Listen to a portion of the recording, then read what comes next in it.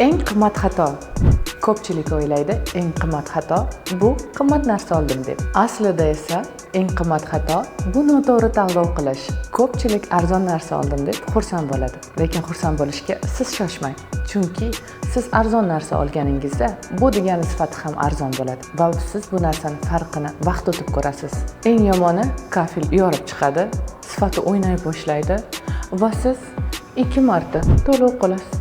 Shunda kafilni tuzatish uchun va undan oldingi qo'ydirganingiz sababli.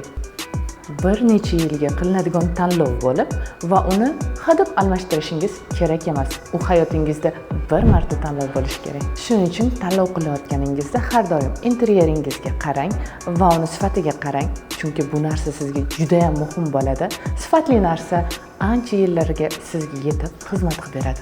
Bir marta tanlov esa har doimgidek bizni tanlang va biz sizga butun umrlik tanlovingizni qilib beramiz.